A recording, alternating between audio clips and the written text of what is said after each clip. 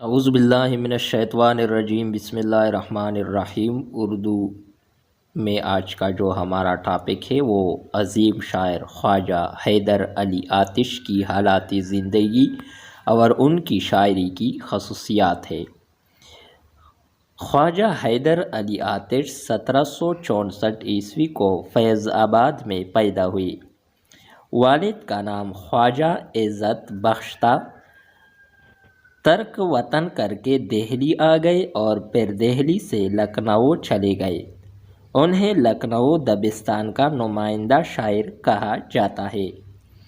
وہ مصحفی کے شاگرد تھے۔ خاندان میں پیری مریدی کا سلسلہ برسوں سے چلا آ رہا تھا۔ اسے جاری رکھا۔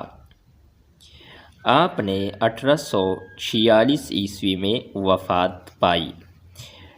آتش کی شاعری کی خصوصیات: نمبر 1، آتش بیانی۔ اس کی شاعری کی نمایاں خصوصیت آتش بیانی ہے، جیسے لکھنوی مزاج اور تہذیب نے پروان چڑھایا ہے، لیکن اس کے باوجود اشعار میں بناوٹ نہیں۔ آتش کی شاعری کی دوسری خصوصیت ہے لکھنوی انداز۔ آتش کی غزلوں میں لکھنوی انداز غالب ہے۔ دوسرے لکھنؤ شعراء کی طرح آتش بھی حواس خمسہ کی شاعری کرتے ہیں، لیکن ان کے اشعار میں فقر و استغنا، توکل، انسان کی عظمت اور حسن و عشق کے مضامین میں بھی بہت زیادہ ہے، حسن و عشق کے۔ آتش کی کلامی شاعری کی تیسری خصوصیت جو ہے وہ عشق و محبت ہے۔ آتش حسن و عشق کے واردات بیان کرتے وقت لکھنوی روایات سے گریز کرتے ہیں اور بازاری انداز اختیار نہیں کرتے۔ وہ محبوب کے لیے پاکیزہ جذبات رکھتے ہیں۔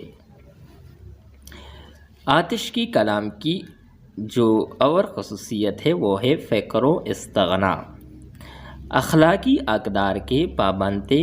تنگ دست ہونے کے باوجود کسی بادشاہ یا نواب کا قصیدہ نہیں لکھا اور نہ کسی کے سامنے دست سوال دراز کیا، یعنی ہاتھ پھیلانا کسی کے سامنے، یہ آتش کے ہاں نہیں ہے۔ زبان و بیان: آتش کی اشعار کی زبان نہایت سادہ اور سلیس ہے۔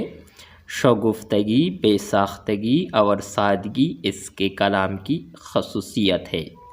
اشعار میں موسیقیت اور ترنم ہے۔ کلام میں شوخی بہت زیادہ ہے، سوز و گداز سے بھرپور اور انسانی نفسیات سے سجا ہوا ہے۔ آتش کی تصانیف میں آتش نے غزلوں کے 2 دیوان مرتب کیے۔